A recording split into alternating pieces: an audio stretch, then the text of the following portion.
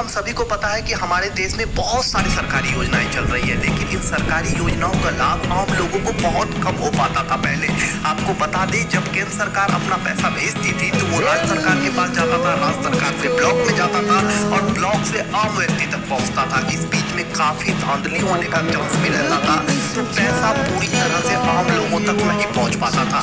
इसीलिए इसको देखते हुए सरकार ने एक सिस्टम लाया जिसे कहा डीबीटी सिस्टम, जिसे डायरेक्ट बेनिफिट ट्रांसफर सिस्टम भी कहा जाता है। लेकिन इस डीबीटी सिस्टम को पूरे देश में लागू करने के लिए सरकार के सामने बहुत बड़ा चैलेंज है, और ये चैलेंज है कि सभी बैंक अकाउंट को एनपीसीआई सिस्टम से लिंक करना। आप ये समझिए कि ये डीबीटी सिस्टम होता क्या है और ये वर्क कैसे करता है। एनपीसीआई से लिंक होने के बाद किसी भी व्यक्ति को आपके अकाउंट में पैसा भेजने के लिए आपका अकाउंट नंबर चाहिए और साथ में आईएफएससी कोड चाहिए।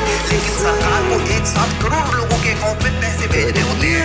इसी प्रॉब्लम को सॉल्व करने के लिए सरकार ने सिस्टम लाया जिसे कहा एनपीसीआई सिस्टम। इस एनपीसीआई सिस्टम में डायरेक्ट आधार कार्ड के माध्यम से आपके अकाउंट में पैसा ट्रांसफर किया जाता है।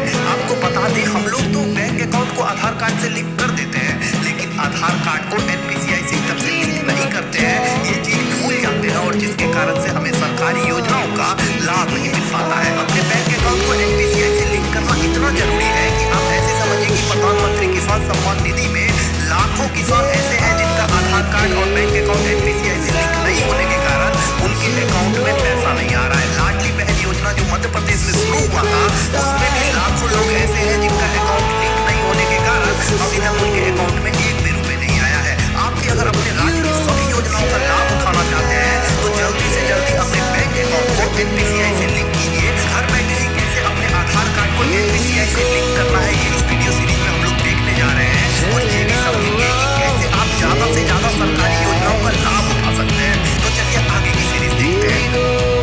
एनपीसीआई के बारे में इतना डिटेल इंफॉर्मेशन जानने के बाद आपके दिमाग में ये चीज जरूर आ रहा होगा कि कैसे लिंक किया जाए एनपीसीआई को अपने बैंक अकाउंट से।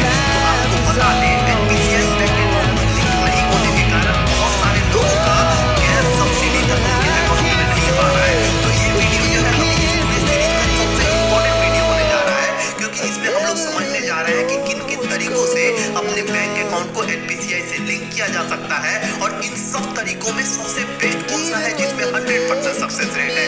ऐसा मैं इसलिए कह रहा हूँ क्योंकि कई लोगों ने बैंक अकाउंट को लिंक तो किया एनपीसीआई से ऑनलाइन मेथड के थ्रू, लेकिन वो सक्सेस नहीं हुआ।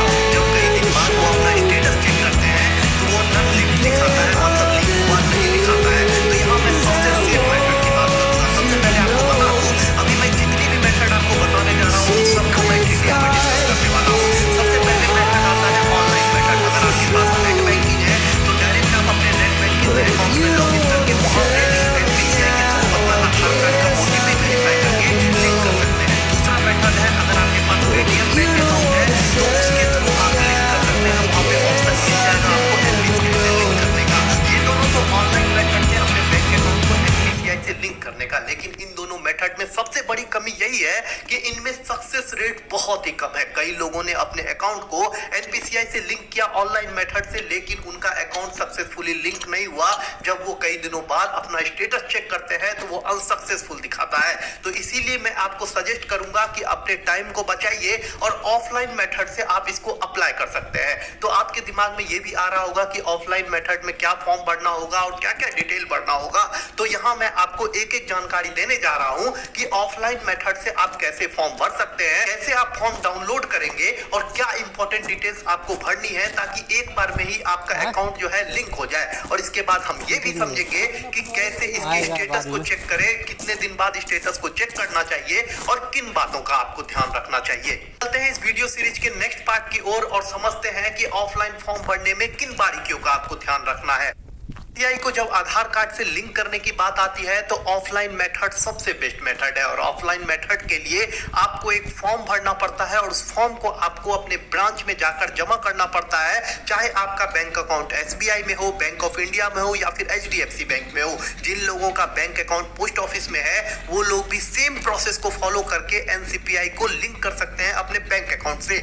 सबसे पहली बात ये आती है कि ये फॉर्म डाउनलोड कहां से करना है। यहाँ जो मेरे ऊपर आप फोटो देख रहे हैं इसमें इसमें मैंने सर्च किया है NCPI आधार सीडिंग फॉर्म। इसको सर्च करते ही मेरे पास जो सबसे पहला वेबसाइट सामने नंबर 1 पे आया है वो है आधार सीडिंग प्रोसेस PDF, जिसका वेबसाइट है डायरेक्ट बेनिफिट ट्रांसफर का। इस पे आप जैसे ही क्लिक करोगे इस पे आपको 3-4 पन्नों का एक PDF मिलेगा, उसे आपको डाउनलोड कर लेना है और डाउनलोड करने के बाद अंतिम पेज में आपको ये फॉर्म दिखेगा जो आपको अपने स्क्रीन पर दिखाई दे रहा है। इस फॉर्म में क्या क्या डिटेल भरने हैं और कैसे सावधानी से भरना है, इन सभी चीजों के बारे में अभी मैं आपको बता रहा हूं। जब आप फॉर्म ओपन करोगे तो सबसे पहला पार्ट जो आपके लिए बहुत ही इंपॉर्टेंट है, इसमें सबसे पहले आपको अपने ब्रांच का जगह भरना है, किस जगह पे आपका ब्रांच लोकेट करता है। उसके बाद कौन से बैंक का आपका ब्रांच है वो भरना है और जिस तारीख को आप ये फॉर्म भर के जमा करोगे वो तारीख आपको लिखनी है। उसके बाद जो ये स्क्रीन पे आपको दिख रहा है, इसी तरह से आपको अपने फॉर्म को सावधानी से भरना है। सबसे पहले आपको अपने अकाउंट नंबर को सावधानी से डालना है, एक भी डिजिट गलती नहीं होना चाहिए और अपना अकाउंट होल्डर का जो नाम है सेम आपके पासबुक पर जो नाम है उसी नाम को आपको यहाँ फिल करना है और उसके बाद फिर से आपको अपना अकाउंट नंबर डालना है और अकाउंट नंबर डालने के बाद लास्ट में आपको सिग्नेचर करना होगा। सिग्नेचर करने से पहले आपको ये 3 पॉइंट अच्छे से समझ में आनी चाहिए कि आप बैंक को परमिशन दे रहे हो अपना आधार कार्ड यूज करने के लिए, आप बैंक को परमिशन दे रहे हो कि SMS आपके मोबाइल पर भेजा जा सके और आप बैंक को परमिशन दे रहे हो कि आपका कस्टमर प्रोफाइल बनाया जा सके अभी के लिए, बाद के लिए और फ्यूचर के लिए, ताकि बैंक जो है आपके डाटा को यूज कर सके। इन तीनों चीज का आप परमिशन देते हो बैंक को और नीचे आपको साइन करना होता है। अब ये समझिए कि इसके पार्ट 2 फॉर्म का जो निचला वाला पार्ट है उसमें क्या क्या चीजें आपको भरनी होगी सावधानी से। के पार्ट 2 में आपको 3-4 ऑप्शंस दिखाई देते हैं, उनमें सबसे पहला ऑप्शन आपको सेलेक्ट करना है और वहां पे आपको अपना अकाउंट नंबर फिल करना है, क्योंकि इसी ऑप्शन में लिखा हुआ है कि आप अपने बैंक अकाउंट को आधार सीडिंग के लिए सेलेक्ट करते हो, इसी बैंक अकाउंट को आप आधार सीडिंग में लिंक करना चाहते हो ताकि आपके सब्सिडी के पैसे इसी बैंक अकाउंट से आए। तो आपको बता दें कि अगर आपके पास मल्टीपल बैंक अकाउंट है तो उस कंडीशन में आपको ये सोच समझ के जाना होगा कि किस बैंक अकाउंट को आपको लिंक करना है आधार सीडिंग से। और इसके बाद ये समझिए कि लास्ट का जो पार्ट है उसमें 3-4 सिग्नेचर करना होता है, उसको समझ लीजिए और उसके बाद इस फॉर्म को आपको सबमिट कर देना है। ये फॉर्म का लास्ट पोर्शन है जिसमें आपको 3 जगह सिग्नेचर करना है। तीनों जगह सिग्नेचर में लिखा हुआ है, आप तो सिग्नेचर कर सकते हैं या तो अपना थंब इंप्रेशन यूज कर सकते हैं। सिग्नेचर के अलावा आपको अपना मोबाइल नंबर देना है और मोबाइल नंबर लिखते समय इस बात को ध्यान रखिएगा कि वही मोबाइल नंबर आपको देना है जो आपके आधार कार्ड से भी लिंक हो और आपके बैंक अकाउंट से भी लिंक हो। मतलब वो मोबाइल नंबर जो तीनों जगह सेम हो वही मोबाइल नंबर आपको यहाँ देना है और ईमेल आईडी भी आपको मेंशन करना है। इन सभी चीजों को भरने के बाद आपको अपने बैंक मैनेजर को इसको सबमिट कर देना है और कई जगह जो है सीनियर क्लर्क भी इस फॉर्म को सबमिट करते हैं, तो आप किसी भी काउंटर पे जाके इस फॉर्म को सबमिट कर दीजिएगा। फॉर्म सबमिट करने के कुछ दिनों बाद आपको स्टेटस चेक करना है कि आपका फॉर्म जो है लिंक हुआ या नहीं हुआ, आपने जो इतना मेहनत किया वो सक्सेस हुआ या नहीं हुआ। तो नेक्स्ट पार्ट में मैं आपको बताने जा रहा हूं कि कैसे आप अपना स्टेटस चेक कर सकते हैं कि आपका आधार सीडिंग सक्सेसफुल हुआ या नहीं हुआ।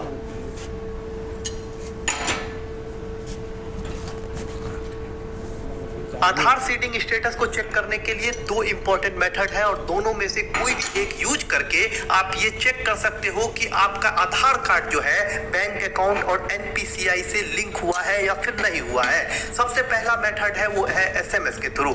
SMS के थ्रू जो मेथड है वो काफी आसान है और जिन लोगों का मोबाइल नंबर उनके आधार कार्ड और उनके बैंक अकाउंट से जुड़ा हुआ है वो लोग आसानी से इस मेथड से चेक कर सकते हैं। सबसे पहले आपको इस फॉर्मेट में जो आपको मेरे ऊपर दिख रहा है इस फॉर्मेट में आपको मैसेज भेजना है 567676 पे। इसमें आपका UID, उसके बाद आपका आधार नंबर, फिर आपको स्पेस देना है और फिर आपको अकाउंट नंबर लिखकर भेज देना है। जैसे ही आप भेजोगे वहां आपको नंबर 1 सेलेक्ट करना है। इस तरह का आपको डिस्प्ले होगा जैसा आपको यहाँ दिख रहा है। उसमें नंबर 1 सेलेक्ट करने पे आपको पता चल जाएगा कि आपका आधार कार्ड लिंक हो चुका है या फिर नहीं हो चुका है। उसके बाद दूसरा मेथड आता है जिसमें आप आधार कार्ड के ऑफिशियल वेबसाइट से चेक कर सकते हो। ऑफिशियल वेबसाइट पे जाने के बाद आपको माय आधार सेक्शन पे क्लिक करना है और यहाँ जो आपको ऑप्शन दिख रहा है इस पे क्लिक करके अपना आधार कार्ड और फिर ओटीपी के थ्रू लॉगिन करके आप चेक कर सकते हो कि आपका आधार कार्ड लिंक हुआ या फिर नहीं हुआ। ये दोनों ऐसे मेथड थे जिसके थ्रू आप चेक कर सकते हो कि आपका आधार कार्ड एनपीसीआई के वेबसाइट से लिंक हुआ है या फिर नहीं हुआ है। इस पूरे सीरीज में आपको कोई भी क्वेश्चन हो, कोई भी आपके मन में सवाल हो, आप कमेंट करके पूछ सकते हैं। आपको बता दें हम इसी तरह का सीरीज लाते रहते हैं आपके लिए, इसीलिए सीखो ऐप पर हमारे साथ जुड़े रहिए। आपका बहुत बहुत धन्यवाद।